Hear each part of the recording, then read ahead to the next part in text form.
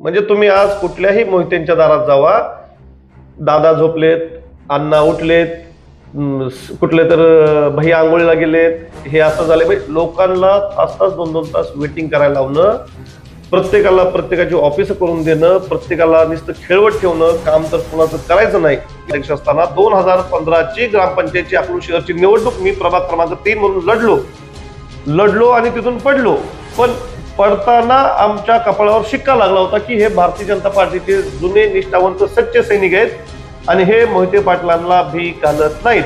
माझ्या Covid task force म्हणजे भाजपच्या जिल्हाध्यक्ष या पदाला विरोध करण्यासाठी रणजित मोहिते जाऊन बसले मुंबईला आणि धैर्यशील मोहिते जाऊन बसले सोलापूरला. आणि त्या दोघांच्या हट्टापायी आता माझ्यासारख्या सर्वसामान्य भारतीय जनता पार्टीच्या कार्यकर्त्याला ह्या जबाबदारी तुम्ही राहू द्यायचं नाही, ह्याला काही करून इथून काढायचं असं माझ्या वरिष्ठांना सांगण्यात आलं, माझ्या वरिष्ठांना बोलण्यात आलं. आणि त्याच विजय चौकातून ह्यांनी ह्यांच्या घरातला जयसिंह मोहिते पाटलाचा मुलगा संग्रामसिंह मोहिते पाटील याला उमेदवारी दिली. आणि त्या संग्रामसिंह मोहिते पाटलाच्या उमेदवारीचा निकाल अख्ख्या महाराष्ट्रानं बघितला. विजयसिंह मोहिते पाटीलांचा सक्का पुतण्या आणि अकलूजच्या चाणक्य, सो कॉल्ड चाणक्य, यांचा मुलगा या अकलूजच्या विजय चौकातून प्रचंड बहुमताने पडला. तो मोहिते पाटलांचा मुलगा पडला तर हे कोणी पाडला, तर ह्यांनी सगळं खापर हे आमच्यावर फोडलं. तर मोहिते पाटलांचा भारतीय जनता पार्टीमध्ये प्रवेश झाला तेव्हापासून जाणीवपूर्वक आमच्यासारख्या सर्वसामान्य भारतीय जनता पार्टीच्या कार्यकर्त्यांना या मोहिते पाटलांनी डावलण्यात आलं. आणि ते जेव्हा आले तेव्हापासून ते तिथून जाईपर्यंत आम्ही या भारतीय जनता पार्टीच्या कुठल्याही प्रवाहात आम्हाला व्यवस्थितरित्या त्यांनी ठेवू दिलं नाही. नमस्कार, प्रभात न्यूज मध्ये स्वागत आहे. आज आपण आहोत अकलूज या शहरामध्ये. अकलूज नगर परिषदेची निवडणूक आणि जोमात असताना आपण त्या ठिकाणी अनेक उमेदवाराच्या मुलाखती घेतोय. काल आपण उत्तमरावजी जानकर साहेब यांची सुद्धा मुलाखत घेतली की एकंदरीत सोलापूर जिल्ह्याच्या राजकारणाबद्दल त्यांचं मत जाणून घेतलं. त्याच पार्श्वभूमीवर आज आपण भारतीय जनता पार्टीकडून अधिकृत उमेदवार प्रभाग क्रमांक 1 चे डॉक्टर अक्षय वायकर सर आपल्या सोबत आहेत. सर, खरं तर भूमिपुत्र न्यूज आणि प्रभात न्यूज मध्ये तुमचं स्वागत आहे. नमस्कार सर, आम्हाला प्रथमतः तुमच्याविषयी माहिती सांगा. मी डॉक्टर अक्षय तानाजी वायकर, सध्या राहायला विजय चौक जोशी गल्ली अकलूज या ठिकाणी वास्तव्यास आहे. भारतीय जनता पार्टीनं अतिशय विश्वासानं आणि संपूर्ण जबाबदारीनं मला प्रभाग क्रमांक 1 म्हणजे जो राऊतनगरचा एरिया राहतो, मोस्टली त्याला अकलूजमध्ये राऊतनगर म्हणून एरिया ओळखला जातो, तर त्या राऊतनगरच्या प्रभाग क्रमांक 1 मधून मला उमेदवारी दिलेली आहे. आणि ती उमेदवारी मी हसत हसत घेऊन तिथं काम करायला सुरुवात केलेली आहे. खरं तर सर, भारतीय जनता पार्टी या अगोदर सक्रिय होती पण तितकी प्रभावशाली सक्रिय नव्हती. पण आमच्या ऐकण्यात असं आलं की तुम्ही भारतीय जनता पार्टीमध्ये अनेक दिवसापासून काम करताय आणि तो संघर्ष आणि आज भारतीय जनता पार्टीकडून नगरसेवकासाठी उमेदवारी, याच्याकडे कसं बघताय? ऍक्च्युली मुळात काय माहितीये का, जर मी माझ्यासारख्या एका सामान्य कार्यकर्त्यांचं तुम्ही बघितलं तर मी 2009-10 पासून ह्या अकलूज शहरामध्ये भारतीय जनता पार्टीचं काम करतोय. साधारणपणे 2011 साली मला भारतीय जनता पार्टीनं माझ्यावर विश्वास ठेवून माझ्या वयाच्या 20व्या वर्षी मला अकलूज शहराच्या फादर बॉडीवर शहर उपाध्यक्ष म्हणून जबाबदारी दिली होती. त्या शहर उपाध्यक्ष पदाच्या जबाबदारीवर मी काम करत असताना पुढं 2010 ते 2013-14 पर्यंत मी शहर उपाध्यक्ष म्हणून काम केलेलं आहे. 13-14 साली आमचे मार्गदर्शक आहेत आमचे महादेवजी कावळे यांच्या भारतीय जनता पार्टीच्या अकलूज शहराध्यक्ष पदाच्या कार्यकाळात त्यांच्यासोबत मी काम करताना 2013-14 ते 2017-18 पर्यंत भाजप युवा मोर्चाला शहराध्यक्ष म्हणून काम केलेलं आहे. 17-18 नंतर जवळपास 2019-20 पर्यंत मी भाजप युवा मोर्चाला तालुका उपाध्यक्ष म्हणून काम केलेलं आहे. पण ज्यावेळी 2019ला मोहिते पाटील घराण्याचा भारतीय जनता पार्टीमध्ये प्रवेश झाला तर त्यावेळी काय होईना की आमच्या जुन्या भाजपला, म्हणजे त्यावेळी तत्कालीन परिस्थितीमध्ये मी भाजप युवा मोर्चा अकलूज शहर अध्यक्ष तालुका उपाध्यक्ष असताना आमचे मुक्तारभाई कोरबू म्हणून होते, ते अल्पसंख्याक भारतीय जनता पार्टी अल्पसंख्याक विभागाचे सोलापूर जिल्हा अध्यक्ष होते. आणि आमचे महादेवजी कावळे जे त्यावेळी पण भाजपचे अकलूज शहर अध्यक्ष होते. तर त्या काळापासून जसं मोहिते पाटलांचा भारतीय जनता पार्टीमध्ये प्रवेश झाला तेव्हापासून जाणीवपूर्वक आमच्यासारख्या सर्वसामान्य भारतीय जनता पार्टीच्या कार्यकर्त्यांना या मोहिते पाटलांनी डावलण्यात आलं आणि ते जेव्हा आले तेव्हापासून ते तिथून जाईपर्यंत आम्ही ह्या भारतीय जनता पार्टीच्या कुठल्याही प्रवाहात आम्हाला व्यवस्थितरित्या त्यांनी ठेवू दिलं नाही. त्याचं उदाहरण सांगायचं झालं तर 2019 ची ग्रामपंचायतची निवडणूक लागली होती.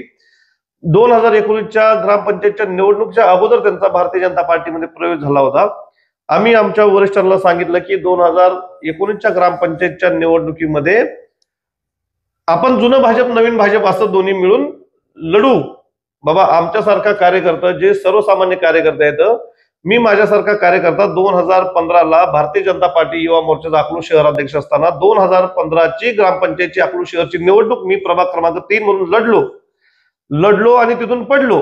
पण पडताना आमच्या कपाळावर शिक्का लागला होता की हे भारतीय जनता पार्टीचे जुने निष्ठावंत सच्चे सैनिक आहेत आणि हे मोहिते पाटलांना भी घालत नाहीत. हेच एक त्यांच्या संपूर्ण अधिकृतरित्या त्यांनी सांगितलं गेलं. 2019ला प्रवेश झाला त्यावेळी आम्ही त्यांना शांतपणे आणि विनंतीपूर्वक सांगितलं की आम्हाला ही 2019ची 20ची जी काही ग्रामपंचायत निवडणूक लागली त्या पंचवार्षिक 2015ची पडल्यामुळं आम्ही 2020ची ग्रामपंचायतची उमेदवारी मागितल्यानंतर जाणीवपूर्वक त्यांनी आम्हाला तिथून डावललं. माझ्या प्रभाग क्रमांक 3 जिथून मी 2015ला पडलो होतो तर त्या ठिकाणाहून मी माझी उमेदवारी मागा गेल्यानंतर मला तिथून जाणीवपूर्वक डावललं गेलं आणि त्याच विजय चौकातून ह्यांनी ह्यांच्या घरातला जयसिंह मोहिते पाटलाचा मुलगा संग्रामसिंह मोहिते पाटील याला उमेदवारी दिली आणि त्या संग्रामसिंह मोहिते पाटलाच्या उमेदवारीचा निकाल अख्ख्या महाराष्ट्रानं बघितला. विजयसिंह मोहिते पाटीलांचा सक्का पुतण्या आणि अकलूजच्या चाणक्य सो कॉल्ड चाणक्य यांचा मुलगा ह्या अकलूजच्या विजय चौकातून प्रचंड बहुमताने पडला. तो मोहिते पाटलांचा मुलगा पडला तर हे कोणी पाडला तर ह्यांनी सगळं खापर हे आमच्यावर फोडलं आणि भारतीय जनता पार्टीला अजून आम्हाला त्यांनी दूर करायचा प्रयत्न केला. हे पडले का पडले तर ह्यांच्या गुणांमुळे पडले, ह्यांच्या चुकांमुळे पडले. ह्यांची जी काही त्यावेळीची स्ट्रॅटेजी होती, ह्यांना अकलूजमध्ये कधीच विकासाच्या मार्गावर राजकारण करायचं, विकासाच्या मार्गाने जायचं, ह्यांनी ह्यांच्या चुका कधीही आयुष्यात मान्य केलेल्या नाहीत. ह्यांचे जे काही कानाचे कान टवळके आहेत, कान पिचके आहेत, जे काही ह्यांचे जे आजूबाजूला फिरणारे बगल बच्चे आहेत, ह्यांच्या ऐकण्यावर विश्वास ठेवूनच ह्यांनी आतापर्यंत राजकारण केलेलं आहे. आणि 2019-20 सालच्या अकलूज ग्रामपंचायतच्या निवडणुकीचा जो निकाल लागला प्रभाग क्रमांक 3चा, ते अकलूजच्या जनतेने दाखवून दिलं की आतापर्यंत त्यांनी एकच सांगितलं होतं की अकलूजमध्ये कुठेही आम्ही दगड जरी उभा केला तरी तो आमचा निवडून आल्याशिवाय राहणार नाही. पण जयसिंह मोहिते पाटलाचा मुलगा ज्यावेळी तिथून पडला त्यावेळी ह्यांचे त्यावेळी डोळे उघडले की बाबा आता आपलं इथं चालणार नाही. पण भारतीय जनता पार्टीने दिलेली ताकद आणि रणजितसिंह मोहितेंना दिलेली विधान परिषदेची आमदारकी ह्याच्यामुळे ते तरत राहिले आणि शेवटी भारतीय जनता पार्टीच्या पाठीत खंजीर खुपसून इथून निघून गेले. हा आतापर्यंतचा माझा राजकीय प्रवास होता. त्यामध्ये 2020 साली ज्यावेळी कोविड म्हणजे संपूर्ण देशभरात कोरोनाचं वातावरण झालं होतं तर त्यावेळी भारतीय जनता पार्टीनं माझ्यासारख्या सर्वसामान्य कार्यकर्त्यावर विश्वास ठेवून तत्कालीन जिल्हाध्यक्ष असणारे श्रीकांतदादा देशमुख यांच्या नेतृत्वाखाली मला संपूर्ण सोलापूर जिल्ह्यातून कोविड टास्क फोर्स म्हणजे आमचे जे काही Bharatiya Janata party doctor sale काम करतं तर त्या टास्क फोर्सला मला सोलापूर जिल्ह्याचं जिल्हाध्यक्ष म्हणून नेमण्यात आलं. 4 दिवस पूर्णपणे आम्ही ती जबाबदारी घेऊन आदरणीय देवेंद्र फडणवीस साहेबांचा आशीर्वाद घेतला, आदरणीय रामभाऊंचा आशीर्वाद घेतला, आदरणीय रणजित निंबाळकर साहेबांचा आशीर्वाद घेतला. आम्ही 4 दिवसात काम करायला सुरुवात करतो तेवढ्यात रणजितसिंह मोहिते पाटील जाऊन बसले मुंबईला. धैर्यशील मोहिते पाटील तत्कालीन जिल्हा सरचिटणीस होते भारतीय जनता पार्टीचे, ते जाऊन बसले सोलापूरला. त्यावेळी पूर्व पश्चिम अशी भाजपची विभागणी झाली नव्हती, संपूर्ण सोलापूर जिल्हा एकच होता. तत्कालीन श्रीकांतदादा देशमुख साहेबांच्या नेतृत्वाखाली धैर्यशील मोहिते हे जिल्हा सरचिटणीस म्हणून काम करत होते. भारतीय जनता पार्टीने रणजित मोहितेंना विधान परिषदेची उमेदवारी दिली होती आणि त्या अनुषंगानं माझ्या कोविड टास्क फोर्स म्हणजे भाजपच्या जिल्हाध्यक्ष या पदाला विरोध करण्यासाठी रणजित मोहिते जाऊन बसले मुंबईला आणि धैर्यशील मोहिते जाऊन बसले सोलापूरला. आणि त्या दोघांच्या हट्टापायी आता माझ्यासारख्या सर्वसामान्य भारतीय जनता पार्टीच्या कार्यकर्त्याला ह्या जबाबदारी तुम्ही राहू द्यायचं नाही, ह्याला काही करून इथून काढायचं असं माझ्या वरिष्ठांना सांगण्यात आलं, माझ्या वरिष्ठांना बोलण्यात आलं. आणि त्यानंतर 6व्या-7व्या दिवशी माझ्या एका वरिष्ठांनी मला सांगितलं की अक्षय आपल्याला इथं लॉंग टर्म काम करायचंय, आपल्याला ह्या मोहित्यांसोबत काम करायचं नाही. तुझ्या नावाला प्रचंड ह्या दोन भावांनी विरोध केलेला आहे. तू तुझा राजीनामा इथं सोलापूर जिल्हाध्यक्षाचे तत्कालीन श्रीकांत देशमुख यांच्याकडे सुपूर्द कर. मी डॉक्टर अक्षय वायकर हा लढणारा कार्यकर्ता आहे, रडणारा नाही. मला जबाबदाऱ्या पाहिजेतच अशी काही इच्छा नाही. म्हणून मी त्यावेळी लगेचच 7व्या-8व्या दिवशी मी माझ्या स्वतःचा वैयक्तिक कारणास्तव मी राजीनामा देत आहे असं पत्र काढलं आणि माझ्या जिल्हाध्यक्ष पदाचा राजीनामा जिल्हाध्यक्ष महोदयांकडे सोपवला. त्यानंतर जसं दिवस संपत गेले तसं 2020, 21, 22, 23 पूर्णपणे संपूर्ण कोविडमध्ये काम केलं. संपूर्ण अकलूजला माहिती आहे. काम करत असताना तत्कालीन जे काही आमचे नेते मंडळी होते सगळे हे भारतीय जनता पार्टीमध्ये, आम्ही सगळे भारतीय जनता पार्टीचं काम करत असताना कामाचा एवढा आम्ही म्हणजे विकास करून दाखवला. म्हणजे आमच्या कामाला ह्यांना लाजा वाटायला लागल्या. आम्ही जे कार्यक्रम घ्यायचो, आम्ही आरोग्य शिबिरं घेतली, आम्ही धान्य वाटप घेतलं, आम्ही लोकांना मोफत जेवणं दिली, आम्ही कोविड सेंटर उभारले, कोविड सेंटरमध्ये डॉक्टर म्हणून सेवा दिली. प्रत्येक कोविड सेंटरच्या बाहेर असणारे दर फलक शासनाने ठरवून दिल्याप्रमाणे आम्ही तिथं पोस्टर्स लावले आमच्या भारतीय जनता पार्टीच्या वतीनं आणि ते यांना प्रत्येक वेळी खूपच गेलं. त्यांना चालत नव्हतं की बाबा हे डॉक्टर अक्षय वायकर यांना पद नसताना सुद्धा हे एवढं का करतायत. म्हणून आमचे जे काही वरिष्ठ असतील, आमचे रामभाऊ सातपुते साहेब असतील, ते पण तत्कालीन आमदार होते, त्यांच्यावर वारंवार प्रेशराईज करून शेवटी मला भारतीय जनता पार्टी सोडण्यास भाग पाडलं. मी आदरणीय अजितदादा साहेबांची भेट घेतली बारामती येथे. त्यावेळी आमच्यासोबत तत्कालीन राष्ट्रवादी काँग्रेसचे प्रवक्ते आदरणीय उमेशदादा पाटील होते. आम्ही अजितदादांची भेट घेतली. आम्ही सगळ्या समस्या आमच्या अकलूजच्या सांगितल्या. आदरणीय अजितदादांनी आमचा अतिशय स्वतः 1 तास 1.5 तास वेळ देऊन मुंबई येथे आमच्या 300-400 लोकांमध्ये प्रवेश करून घेतला. अजितदादा साहेबांनी मला त्यावेळी सोलापूर जिल्ह्याचं फादर बॉडीचं जिल्हा सरचिटणीस पद, पंढरपूर तालुक्याला निरीक्षक पद आणि सोबतच राष्ट्रवादी विद्यार्थी काँग्रेसचा प्रदेश उपाध्यक्ष म्हणून जबाबदारी दिली आणि मी कंटिन्यू 1 वर्ष 6 वर्ष त्यांचं काम केलं. पण ज्यावेळेस मोहिते पाटील पुन्हा भाजपला सोडून गेले आणि ह्या मोहिते पाटलांच्या काही कारणास्तव मला पुन्हा एकदा भारतीय जनता पार्टीकडून काम करण्याची संधी भेटली. शेवटी म्हणतातच ना, जन्मापासून ज्या घरात राहिलो त्या घरातच राहायला, खेळायला, वावरायला आवडतं. त्याप्रमाणे मी अजितदादांना सांगितलं, पर्सनली भेटून सांगितलं की दादा मला आता थांबायचंय, मला आता तुमच्यासोबत थांबायची माझी खूप इच्छा आहे, मला माघारी जाऊ द्या. आदरणीय उमेशदादांना सांगितलं. त्यांनी पण सांगितलं की ठीक आहे, इथून पुढे काय मदत लागेल तर तुला आमच्यासाठी नेहमीच दार उघडे असतील, तू चाललाय तर तू तुझं काम कर. आणि पुन्हा एकदा मी भारतीय जनता पार्टीत आलो आणि हे माझं सगळं पाठीमागचं 10, 11, 12 वर्षाचा प्रवास बघता भारतीय जनता पार्टीने ह्यावेळी मला प्रभाग क्रमांक 1 मधून उमेदवारी दिली आणि त्या ठिकाणी मी 100% चांगल्या कामातून निवडून येईल असा माझा विश्वास आहे. खर तर डॉक्टर अक्षयजी अतिशय विदारक असा प्रवास त्या ठिकाणी सांगितला आणि मोहिते कुटुंबाने तुमच्यासोबत केलेला जो काय जबाबदारीचा प्रश्न होता त्याच्यावरती तिने घेतलेले ऍक्शन्स सांगितल्या, परंतु काम तुम्ही थांबवलं नाही. परंतु आज बघायला गेलं तर आज माळशिरस तालुक्याचं नेतृत्व हे राम सातपुते करतायत. त्यांच्या राजकारणामध्ये आणि राम सातपुते यांच्या राजकारणामध्ये काय फरक होता? कसं आहे, मुळात म्हणजे कंपॅरिझन होऊ शकत नाही. राम सातपुते साहेबांचं आणि मोहिते पाटलांचं कंपॅरिझन होऊ शकत नाही. का तर राम सातपुते साहेब हे सुद्धा आमच्यासारख्या सर्वसामान्य घरातून आलेले आहेत, अतिशय सामान्य परिस्थितीतून आलेले आहेत. त्यांच्या आई वडिलांचा इतिहास आपल्या सर्वांना माहिती आहे. अखिल भारतीय विद्यार्थी परिषदेच्या माध्यमातून त्यांनी आतापर्यंत आपला खूप चांगला प्रवास करत आदरणीय देवेंद्र फडणवीस साहेबांच्या मार्गदर्शनाखाली आमची जी काही माळशिरस विधानसभा अनुसूचित जातीसाठी सुटली होती त्यातून ते आमदार म्हणून आले. त्यांची काम करण्याची पद्धत, त्यांची जी स्वभाव, त्यांचं बोलणं, चालणं, वागणं आणि इतर सगळ्या ज्या काही गोष्टी आहेत, त्यांच्या दारात आलेला माणूस त्यांचं काही जरी काम असेल तरी ते काम पूर्ण झाल्याशिवाय ते त्यांना माघारी पाठवत नाही. याच्या प्रत्यक्षात सगळं उलट. म्हणजे तुम्ही आज कुठल्याही मोहित्यांच्या दारात जावा, दादा झोपलेत, अण्णा उठलेत, कुठले तर भैया आंघोळीला गेलेत, हे असं झालंय. म्हणजे लोकांना तास 2-2 तास वेटिंग करायला लावणं, प्रत्येकाला प्रत्येकाची ऑफिस करून देणं, प्रत्येकाला नुसतं खेळवत ठेवणं, काम तर कुणाचं करायचं नाही, नुसतं झुलवत ठेवायचं. आणि मुळात म्हणजे काय, ही एक घराणशाहीची पिढी आलेली आहे समोर. घराणशाहीची पिढी आलेली आहे समोर.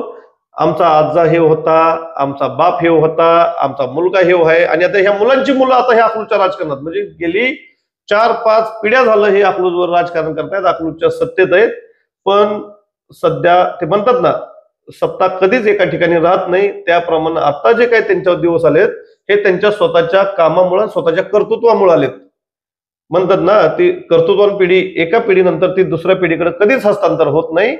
त्यामुळं आता जी काम करणारी पिढी सगळी पाठीमागे गेलेली आहे. आता जे काही नौके आलेत हे सगळे कसे आहेत, काय आहेत, हे माझ्याकडून ऐकण्यापेक्षा तुम्हाला अख्ख्या गावाचा परिचय चांगला आहे, तुम्ही ते एकदा माहिती करून घ्यावी अशी माझी विनंती आहे. खरं तर हे पाहायला गेलं तर हा झाला प्रश्न तुमच्या संदर्भातला, आणि राम सातपुते आणि मोहिते पाटला कुटुंबाची कार्यशैली पद्धती आपण तुम्हाला विचारली. हो. आज अकलूज शहरामध्ये तुम्ही डॉक्टर अक्षय वायकर म्हणून बघताय, त्या ठिकाणी तुमच्या मनाबद्दल किंवा तुमच्या मनातलं अकलूज कसं आहे सध्या? कसं आहे माहिती आहे का, अकलूजची परिस्थिती आता सध्या बघितली तर ह्या अकलूज पासून 50 किलोमीटरवर बारामती म्हणून एक शहर आहे.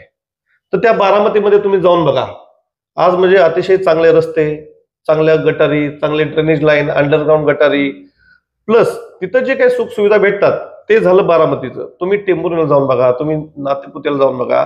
म्हणजे पर्टिक्युलर तुम्ही ज्यावेळी अकलूजचा विचार करता, अतिशय दुर्दैव आहे की या मोहिते पाटलांच्या या अकलूजमध्ये राहताना एवढं रस्त्यांची खड्ड्यांची परिस्थिती बिकट आहे. माझ्या 1 नंबर प्रभागात जर तुम्ही गेलात कधी रस्त्यांवर, मी खरं तर आजची हे तुम्हाला भेटायची म्हणजे मी तुम्हाला विनंती करणार होतो की तुम्ही माझी मुलाखत इथं नका घेऊ, माझी मुलाखत माझ्या प्रभागात चला.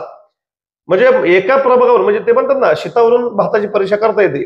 तो 1 नंबर प्रभाग म्हणजे आमचा शीत आहे अकलूजचा. म्हणजे तिथून तो पुणे जिल्ह्यातून सोलापूर जिल्ह्यात प्रवेश करतानाचं पहिलं गाव. विकासनगर कुणा आहे का? विकासनगर हे 7 मध्ये येतं. 7 मध्ये. पण विकासनगर आणि राऊतनगर हे जोडूनच आहेत, दोन्हींच्या मध्ये फक्त एक ओढाच आहे. आणि त्या ओढ्याला येणारं पाणी जेव्हा जेव्हा पावसाळ्यात पाऊस येतो, आमच्या निरामाईला, निरा नदीला आमच्या पूर येतो, तर त्या अकलूजला निरा नदीनं असा अर्धचंद्राकृती वळसा घातलेला आहे. जेव्हा तो नदीचा वळसा असा करून बसतो तर त्या वळशाचं ऑटोमॅटिकली पाणी बॅकफ्लो होऊन त्या आमच्या 1 नंबर आणि 7 नंबर 6 नंबर प्रभागात जातं. आणि लोकांच्या अक्षरशः घराघरात गुडघ्या एवढं, कमरे एवढं पाणी राहतं. लोक तसेच राहतात. आता सुद्धा तुम्ही तिथं गेलात ना तर तिथं तुम्हाला बघायला भेटेल अतिशय दयनीय आणि अतिशय दुर्दैवी अवस्था आहे. लोकांना तिथं एवढे असंख्य प्रश्न आहेत, एवढे असंख्य समस्या आहेत. म्हणजे यांनी कधीतरी यावं त्या प्रभागांमध्ये आणि एखादा दिवस त्यांची शौचालय वापरून बघावी, त्यांच्या घरात राहून बघावं, आणि मग दुसऱ्या दिवशी त्यांनी सांगावं की हा आम्ही केलेला विकास आहे म्हणून. म्हणजे त्यांना पण दूध का दूध आणि पाणी का पाणी होऊन जाईल. म्हणजे लोक कशी राहतात, अक्षरशः किड्या मुंग्यासारखे राहतात लोक तिथं. कुणी कोणाचा विकास कसा केलाय, काय केलाय हे तिथल्या जनतेला तुम्ही एकदा विचारलं तर तुम्हाला त्याची सगळी उत्तरं भेटून जातील. मी माझ्या प्रभागात काल परवा फिरतोय, बरेच दिवस झालं. असंख्य तिथं रस्त्यांचे प्रश्न आहेत, गटारीचे प्रश्न आहेत, लाईटचे प्रश्न आहेत, प्यायच्या पाण्याचे प्रश्न आहेत. साधारण 4-4, 8-8 दिवसाला एकदा पाणी येतंय. लोकांच्या घरादारासमोर दारातून गटरी गेलेले आहेत. प्यायच्या पाण्याचे नळ हे गटरीतून नळ आहेत. म्हणजे जी काही अकलूज नगर परिषदेचे ग्रामपंचायत असताना शिवतेज मोहिते ज्यावेळेस सरपंच होते, तर त्यांनी जी काही पाणी पुरवठ्याची योजना आणली त्यातून ते जे काही अकलूजला सगळीकडे स्टीलचे पाईप टाकलेत, तर आमचा एकमेव प्रभाग असा आहे की त्यातल्या काही ठिकाणचे पाईपलाईन ह्या गटरीतून टाकलेत. गटर अशी भरलेली असते त्या गटरीच्या आतनं तो पाईप गेलेला आहे पिण्याच्या पाण्याचा पाणी. पिण्याच्या पाण्याचा ज्याची आम्ही घरपट्टी भरतो, ज्याची आम्ही पिण्याच्या पाण्याची पाणीपट्टी भरतो, तर त्या पिण्याच्या पाण्याच्या पाईपलाईन ह्या गटरीतून गेलेल्या आहेत. आणि त्याच्या पुढचं सांगतो, ह्यांच्या कर्मचाऱ्यांनी त्याच्यावर ड्रिल करून ठेवले आहेत लोकांना नळ देण्यासाठीची. आणि त्या ड्रिल मध्ये मी मागच्याच एका 8-15 दिवसाखाली एका आपल्या स्थानिक पत्रकार महोदयांना मी तिथं बोललो होतो त्यांच्यासमोर, आणि त्यांना ते ऑन रेकॉर्ड, ऑन शूट ते त्यांनी दाखवून दिलेलं आहे की बाबा ह्या पाईपलाईन मधून जे पाणी येतंय, गटर भरल्यानंतर त्या गटरीचं पाणी त्या नळाच्या पाण्यात जाते आणि त्या पाईपलाईन मधून लोकांच्या घरापर्यंत पाणी जाते. कशी राहायची लोकांची आरोग्य चांगलं आणि कसं म्हणजे स्वच्छ पाणी प्यायचं. खरं तर पालकमंत्र्यांनी सुद्धा त्या गोष्टीचा उल्लेख केला होता. हो, म्हणजे इतकी विदारक परिस्थिती त्या ठिकाणी आहे. अगदी अगदी. खरं तर ह्या साऱ्या समस्या आणि त्याबद्दलचं तुमचं असणार वैयक्तिक मत, हो, आणि हेच सगळे समस्यांना घेऊन आज तुम्ही अकलूजच्या जनतेसमोर एक नगरसेवक हो यासाठी गेलेला आहात. हो. खरं तर तुमचं अकलूजसाठी एक सुंदर अकलूज, जसं की आपला मगाशी विषय राहिला की तुमचा अकलूज आजपर्यंत आम्ही आशिया खंडातल्या नकाशावरती पाहत होतो आणि टॉपचं शहर म्हणून त्या ठिकाणी मोहिते पाटील कुटुंबाच्या आधिपत्याखाली असणाऱ्या या शहराची ओळख होती.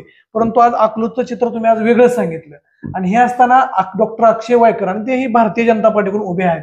तुमचं विजन काय असणार? साधारण तुम्हाला सांगू का, आमचं ठरलेलं आहे, आमचं विजन स्पष्ट क्लिअर आहे. अकलूजला खड्डेमुक्त करायचं आहे. अकलूजच्या खड्डेमुक्त रस्त्यांवर आम्ही सिमेंट काँक्रीटचे प्रत्येक गल्ली, प्रत्येक रोड, प्रत्येक हायवेवर आम्हाला खूप चांगले रस्ते निर्माण करायचे आहेत. परवा दिवशी आदरणीय जयाभाऊंची तुम्ही मुलाखत जर पाहिली असेल तर त्यामध्ये जयाभाऊंनी आम्हाला क्लिअर मेसेज दिलाय की आपण आत्ताच साधारण 120 का 130 कोटी रुपयांची अंडरग्राऊंड गटरीची योजना ही अकलूज शहरासाठी आणलेली आहे. तर ती पण आता ह्या आचारसंहिता असल्यामुळे ती सध्या म्हणजे तात्पुरतं थांबू नये. आचारसंहिता झाली की आम्ही ते भारतीय जनता पार्टीच्या माध्यमातून ती अंडरग्राऊंड गटरीची योजना असेल, लोकांना स्वच्छ पिण्याचे पाण्याचे पाईपलाईन असतील ते झालं, त्यानंतर हे काही खड्डेमुक्त अकलूज शहर करायचंय, त्या प्रत्येक गल्लीत, प्रत्येक बोळात, प्रत्येक चौकात आणि प्रत्येक रस्त्याला आमचा एकही खड्डा दिसणार नाही. आम्हाला तिथं नाना नानी पार्क बांधायचं आहे, आम्हाला ज्येष्ठांना विरंगुळा करण्यासाठी बगीचे बांधायचे आहेत, आम्हाला लहान लेकरांसाठी अंगणवाड्या बांधायच्या आहेत, आम्हाला आमच्या महिलांसाठी, माता भगिनींसाठी आरोग्य केंद्र बांधायचे आहेत. जे आता आहे ते खूप तुटपुंज आहे, म्हणजे अतिशय दयनीय अवस्था आहे. तिथं आमच्या राऊतनगर प्रभागामध्ये जे काही आरोग्य केंद्र आहे तिथं आमच्या प्रभागाची लोकसंख्या 2940, पण तिथला असणारा स्टाफ आणि तिथं असणारे म्हणजे कर्मचारी हे अतिशय कमी प्रमाणात आहे. म्हणजे काही जर झालं, एका बाजूला अकलूज हे मेडिकल हब म्हणून ओळखलं जातं, पण दुसऱ्या भागात जर तुम्ही बघितलं तर अतिशय महिलांना, आमच्या ज्येष्ठांना, आमच्या तरुण पिढीला ह्या सगळ्या समस्यांना सामोरं जावं लागतंय. आणि त्या दृष्टीनं आम्ही परवा दिवशी जयभाऊंनी पण सांगितलं की आपण 100 बेडचं अकलूजमध्ये शासकीय रुग्णालय आणि 100 बेडचं हॉस्पिटल आणि त्यासोबत एक मेडिकल कॉलेजचा प्रस्ताव आपण समोर भारतीय जनता पार्टीकडे मांडतोय. अकलूजच्या उपजिल्हा रुग्णालयासहित आम्ही ते 100 बेडचं हॉस्पिटल उभा करतोय, जेणेकरून आमच्या कुठल्याही अकलूजच्या व्यक्तीला खिशातला एकही रुपया न खर्च करता फ्रीमध्ये सगळे उपचार भेटले पाहिजेत. आणि सोबतच आदरणीय नरेंद्र मोदी साहेबांनी चालू केलेलं आयुष्यमान भारत योजना असेल, आदरणीय देवेंद्र फडणवीस साहेबांनी महाराष्ट्रामध्ये महात्मा फुले जनदायी आरोग्य योजना चालू केली असेल, त्यामध्ये तर आम्ही 100% आम्ही झोकून देऊन जास्तीत जास्त अकलूजकरांना एकही रुपया खिशातला न भरता तिथं ट्रीटमेंट देण्याचा, औषध उपचार देण्याचा, ऑपरेशन करण्याचा तिथं मार्गदर्शन करून ते आम्ही प्रयत्नात आहोत. म्हणजे आम्ही करतोय दैनंदिन जीवनात. रोज मला 5-50 फोन फक्त पेशंटसाठीच असतात आणि त्या जवळपास सगळ्या पेशंटला आम्ही मोफत उपचार, मोफत ऑपरेशन आणि मोफत सगळं हॉस्पिटलाइज सेवा देण्याचा प्रयत्न करत आहोत आणि इथून पुढे करत राहू. खर तर डॉक्टरजी, त्या ठिकाणी येथे 2 तारीख मतदानाचा दिवस असतो. हो. इथला अकलूजचा सुज्ञ मतदार राजा त्या ठिकाणी एक निवड करणार आहे. हो. आणि ही निवड करत असताना येणाऱ्या उज्ज्वल अकलूजच्या भविष्यासाठी त्या ठिकाणी ही लोक परत मोहिते पाटील कुटुंबाला स्वीकारणार की परत भारतीय जनता पार्टीला तुमच्या स्वरूपात ते सत्तेत आणणार, हे पाहणं तितकंच महत्वाचं आहे. शेवटचा संदेश म्हणून त्या जनतेला 2 तारखेच्या त्या मशीन पर्यंत जाताना डॉक्टर अक्षय वायकरचा काय संदेश असणार? मला अकलूजच्या तमाम माता भगिनी आणि बंधूंना एवढं सांगायचंय, तुम्ही कोणालाही न घाबरता, कोणाच्याही दबावाला बळी न पडता किंवा कोणताही संकोच मनात न ठेवता तुम्हाला भारतीय जनता पार्टीच्या चिन्हाला, म्हणजे साधारणपणे अकलूजमध्ये आता 13 प्रभाग आणि 13 प्रभागातून प्रत्येकी 2 असे 26 नगरसेवक उभा असणार आहेत. आमच्या नगराध्यक्ष पदासाठी आमच्या पूजाताई कोथमेरे म्हणून अतिशय चांगल्या, वेल एज्युकेटेड, वेल क्वालिफाईड आणि अतिशय सुसंस्कृत घराण्यातून आलेले आहेत. आणि त्यांचे सासरे जे माजी प्रशासकीय अधिकारी आहेत, त्यांना पूर्णपणे प्रशासनाचा अनुभव आहे, आधार आहे. मग तुम्ही अशाच चांगल्या व्यक्तींना, आता माझ्यासारखा डॉक्टर तिथं प्रभाग नंबर 1 मधून काम करतोय, कुठलीही गुन्हेगारी पार्श्वभूमी नसलेले, कुठलीही गुंडगिरी, दमनशाही, दडपशाही नसलेले आमचे सगळे तरुण तडफदार, प्रत्येक प्रभागातून आम्ही चांगली जास्तीत जास्त चांगले लोक देण्याचा प्रयत्न केलेला आहे. माझी सगळ्या अकलूजकरांना विनंती असणार आहे की तुम्ही पण येत्या 2 तारखेला भारतीय जनता पार्टीच्या कमळ या बटनावर बटन दाबून भारतीय जनता पार्टी जास्तीत जास्त उमेदवारांनी आमच्या आदरणीय पूजाताई कोथमेरे यांना नगराध्यक्ष पदासाठी काम करण्याची संधी द्यावी, हीच मी पूर्ण अकलूजकरांना विनंती करेन. खर तर आज आपल्यासोबत होते डॉक्टर अक्षय वायकर. यांचा आज अनेक मुलाखती आम्ही डॉक्टर साहेब यापूर्वी बघितल्या, पण इतका प्रखर संघर्ष त्या ठिकाणी भारतीय जनता पार्टीमधून तुम्ही आज उमेदवारी घेतली. खर तर या गोष्टीला तुम्हाला न्याय मिळाला असंच म्हणावं लागेल. म्हणजे जय पराजय हा जनतेचा विषय, परंतु आज जी तुमची तळमळ भारतीय जनता पार्टीविषयी ती खूप दिसते आम्हाला. त्या ठिकाणी आज तुम्हाला उमेदवारी मिळते. येणारी 2 तारीख ठरलोय की अक्षय वायकरांचं बरोबर होतं की अक्षय वायकर त्या ठिकाणी अजून काम करण्याची गरज आहे. त्या ठिकाणी अजून सुद्धा जनतेला अजून काम करून घ्यावं यांच्याकडून. ते पाहणं तितकंच महत्वाचं आहे. आता हे प्रभाग 1 मधून जे मोहिते पाटील कुटुंबाकडून जे उभा राहील त्यांची सुद्धा आपण त्या ठिकाणी मतं लवकरच जाणून घेतोय. आणि आज अक्षयजी तुम्ही आज आमच्या भूमिपुत्र न्यूज आणि प्रभात न्यूजला वेळ दिला, सगळ्या तुमच्या विजन सांगितल्या, समस्या सांगितल्या, मोहिते पाटील कुटुंबासंदर्भात तुमची असणारी भूमिका त्या ठिकाणी तुम्ही सांगितली आणि तुमच्या संदर्भात घडलेला प्रकार सुद्धा त्या ठिकाणी व्यक्त केला. हे असताना राम सातपुते यांच्या संदर्भातलं एक नेतृत्व तुम्ही कसं आहे ते सुद्धा पटवून त्या ठिकाणी देण्याचा प्रयत्न करताय. आमच्या प्रभात न्यूज कडून तरी तुम्हाला शुभेच्छा, चांगल्या कामासाठी. जनता तुम्हाला स्वीकारणार का हे पाहणं तितकंच गरजेचं आहे आणि महत्वाचं आहे. आज तुम्ही वेळ दिला, आम्हाला आभारी आहे. धन्यवाद. धन्यवाद.